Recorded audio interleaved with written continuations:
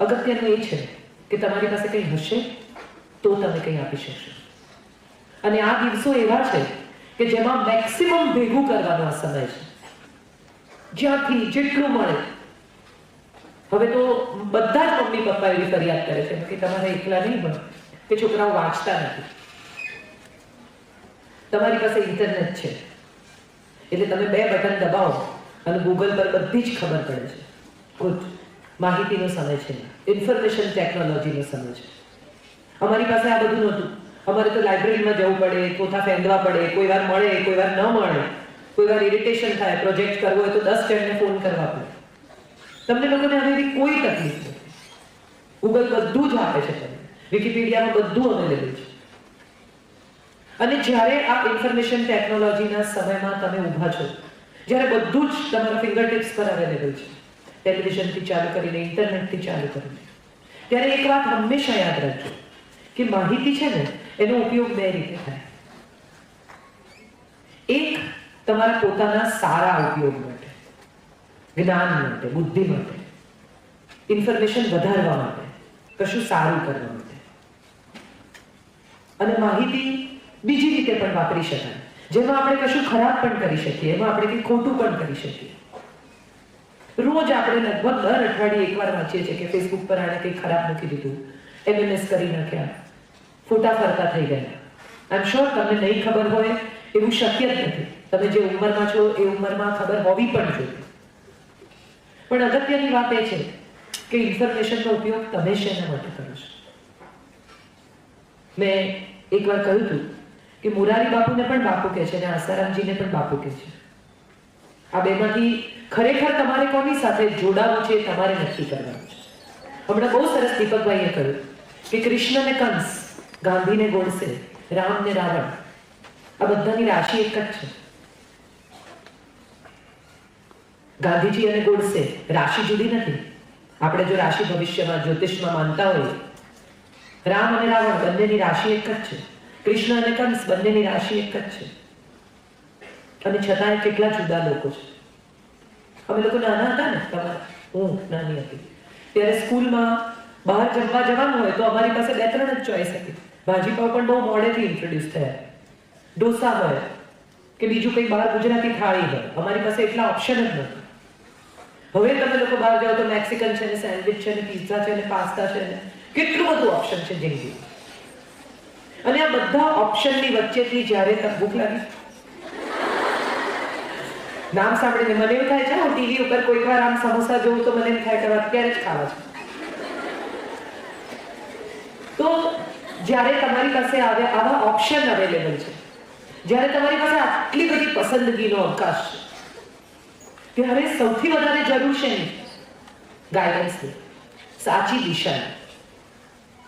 આટલું બધું તમારી સામે ખુલી ગયું હોય અને એમાંથી જ્યારે તમારે પસંદ કરવાનું હોય, ત્યારે તમે શું પસંદ કરશો એ નક્કી કરવા માટે પણ તમારે મદદની જરૂર છે, ગાઈડન્સની જરૂર છે.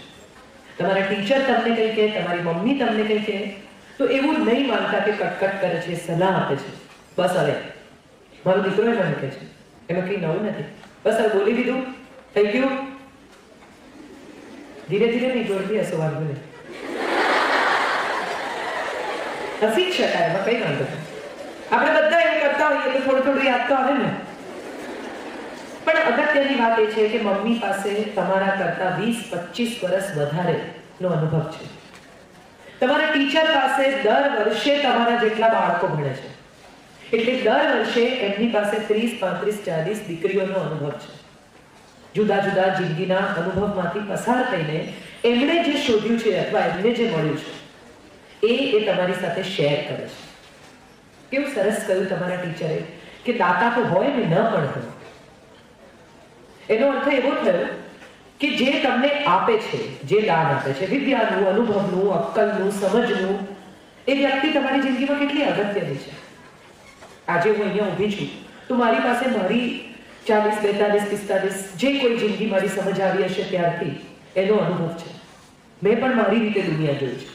શક્ય છે મારો અનુભવ તમારા માટે કામ ન પણ લાગે, પણ હું તમને ડેફિનેટલી એટલું તો કહી જ શકું કે અહીંયા ખાડો છે, એટલે ત્યાં તો નહીં જ પડતા.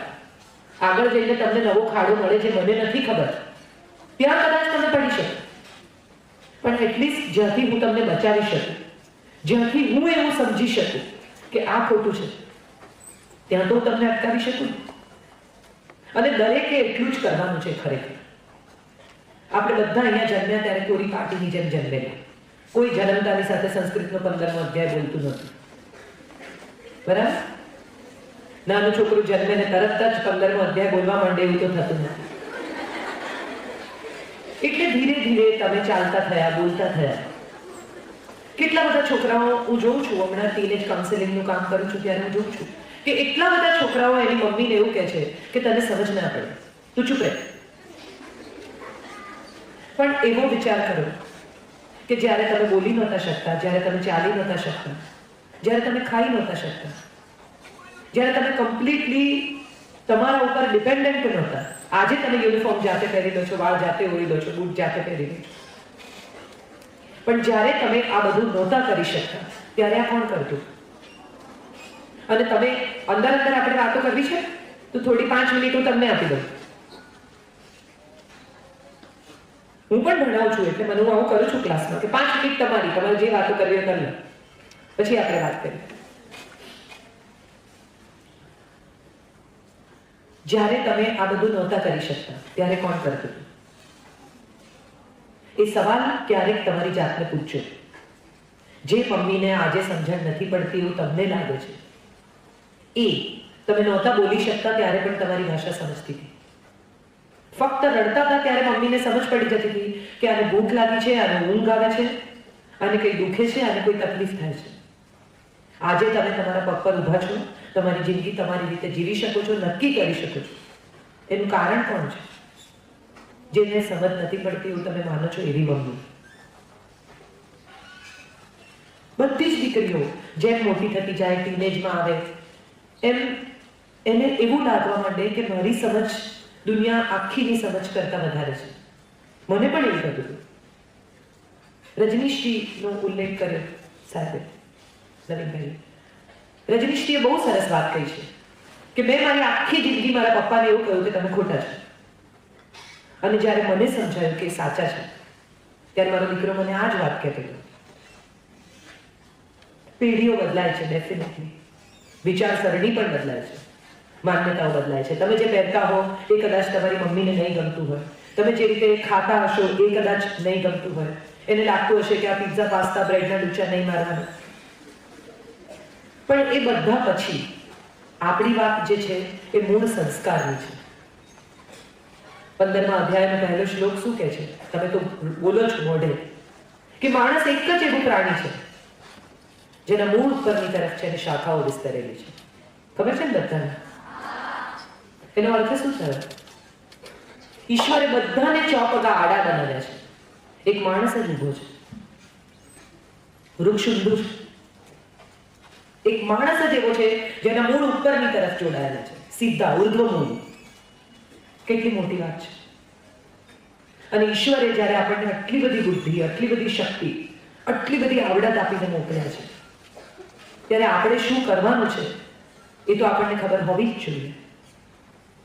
તમને કદાચ એવું લાગતું હશે કે હું બહુ જ્ઞાનની વાત કરું છું, બહુ મોટી મોટી વાત કરું છું, પણ બહુ શાંતિથી એક દિવસ તમારી જાતને આપજો. તમે જે સમયમાં હવે દાખલ થઈ રહ્યા છો એ એવો સમય છે કે આ વર્ષોમાં તમારી જિંદગીની કરિયર નક્કી થઈ જશે.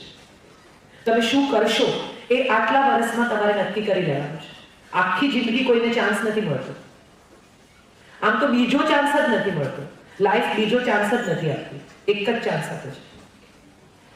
છતાં કદાચ કોઈને બીજો ચાન્સ મળે, બહુ નસીબદાર હોય મારા જેવા. હું 16 વર્ષની હતી, કોલેજના બીજા વર્ષમાં, અને તમે બધા અહીંયા છો ત્યારે મારે તમને કહેવું જોઈએ કે મેં ઊંઘની ગોળીઓ ખાઈને આપઘાત કરવાનો પ્રયત્ન કરેલો.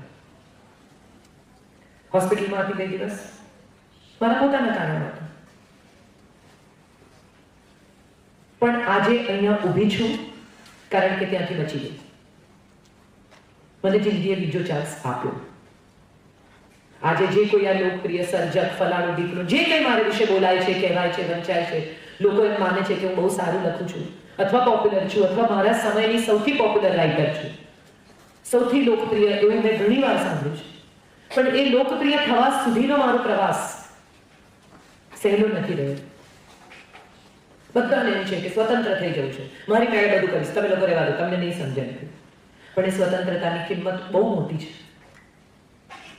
મારે મારી જિંદગી મારી રીતે જીવવી હોય તો એને માટે એ મારે કમાવવું પડે, બી મારે મારા નિર્ણયો મારી જાતે કરવા પડે અને સાચા કરવા પડે.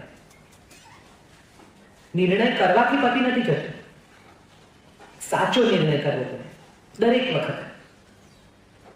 અને નહીં તો જો ખોટો નિર્ણય કરો તો એનું પરિણામ પણ આપણે જ ભોગવવું પડે, બીજું કોઈ નથી ભોગવતું એ પરિણામ. મેં જે નિર્ણય કર્યો અથવા મેં જે કંઈ કર્યું એનાથી મારા મા બાપને દુઃખ થયું, આઈ એગ્રી, પણ એનાથી વધારે કોઈ કશું કરી નથી શકતું. તમે સરસરાટ કાઇનેટિક ચલાવો ને આમથી આમ જાઓ ને જે કંઈ કરો, બહુ તો પડી જાઓ તો મમ્મી હોસ્પિટલમાં આવે, પપ્પા હાજર રહે, પૈસા આપે હોસ્પિટલ. ફ્રેક્ચર કોને થાય?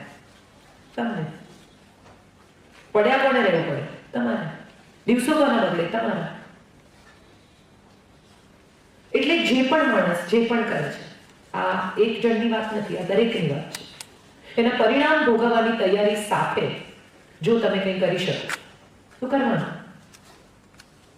અને તમારી મમ્મી જ્યારે તમને કંઈ કહે છે, તમારા ટીચર જ્યારે તમને રોકે છે, ત્યારે એમને એ પરિણામની ખબર છે. તમને કદાચ નથી ખબર કે આનું પરિણામ શું આવી શકે, પણ એમણે તો જોયેલા છે. તમારાથી વધારે પરિણામો એ જોઈ ચૂક્યા છે અને કદાચ એટલે તમને રોકે છે. હું હોસ્પિટલમાંથી ઘરે આવી ત્યારે મને સૌથી પહેલો વિચાર એ આવ્યો કે કદાચ હજી સુધી ભગવાને એવું નક્કી નથી કર્યું કે મારો જવાનો સમય થઈ ગયો છે. અને જો એ સમય નથી થયો તો એણે જ્યારે નક્કી કર્યું છે ત્યાં સુધી મારે જીવવું છે, પૂરેપૂરું જીવવું છે. અને હવે એવું કરવું છે જેનાથી મારી સ્થિતિમાં બીજી દીકરીઓ ના મુકાય. સાદી વાત. મને બહુ અઘરું આવડતું નથી, મને બહુ જ્ઞાન સમજાતું નથી, મોટી મોટી વાતો કરતા મને આવડતું નથી. હું હંમેશા એવું માનું છું કે સાદી વાત જલ્દી સમજાય. રોકેટ સાયન્સ સમજવા માટે તમારે બહુ ભણવું પડે, પણ રોટલી ગોળ કેવી રીતે થાય જલ્દી સમજાય. બરાબર? કેટલી છોકરીઓ જાતે રાંધી શકે છે પરફેક્ટ દાળ ભાત શાક રોટલી? Very good. ઘણી. બહુ સારું કહેવાય. દ્રૌપદી બસ બસ બહુ થઈ ગઈ. આપણે રેસીપી એક્સચેન્જ નથી કરવાની. દ્રૌપદી નામનું મારું એક પુસ્તક છે ગુજરાતી. એમણે કહ્યું ને પ્રશ્નની જે વાત કરી, દ્રૌપદીને એની દાદી શીખવાડે છે, પિતામહી, કે પુરુષને ખુશ રાખવાનું, એને માટે રાંધવાનું સારું, એની સેવા કરવાનું એ પત્નીનો ધર્મ છે. ત્યારે દ્રૌપદી પૂછે છે એના દાદીને કે આ બધું જે તમે મને શીખવો છો એ મારા ભાઈને શીખવશો? ધૃષ્ટદ્યુમ્નને એની પત્નીને ખુશ રાખતા, એની પત્નીને રાજી રાખતા, એની પત્નીના હૃદયને જીતતા. તો એની દાદી કહે છે ના, એને શું શીખવાની જરૂર? પછી દ્રૌપદી પૂછે છે કે આ જે શાસ્ત્ર, શસ્ત્ર, રાજનીતિ તમે ધૃષ્ટદ્યુમ્નને શીખો છો એ તમે મને શીખવશો? તો કે છે ના, તારે ક્યાં રાજ્ય કરવાનું છે? તારે તો રાજ્ય તારા પતિના હૃદય પર કરવાનું છે. અને ત્યારે દ્રૌપદી એની દાદીને કહે છે કે એનો અર્થ એવો થયો કે સ્ત્રી વધારે સ્વતંત્ર છે, એ જાતે ખુશ રહી શકે છે, એ જાતે રાંધી શકે છે, એ ઉત્તરાધિકારીને જન્મ આપી શકે છે, એને એકચ્યુઅલી કશાયની જરૂર નથી. તો આ તમે કેમ અમને એવું શીખવો છો કે સ્ત્રી પુરુષ પર ડિપેન્ડન્ટ છે? ક્યાંય નથી. એ પોતાની જાતે શ્રૃંગાર કરી શકે છે, પોતાની જાતે લખી વાંચી શકે છે, પોતાની જાતે રાંધી શકે છે, પોતાની જાતે બાળક ઉછેરી શકે છે, રાજ્ય પણ ચલાવી શકે છે જો એને સોંપવામાં આવે તો. ઇન્દિરા ગાંધીનો મોટામાં મોટો દાખલો છે આપણા દેશમાં.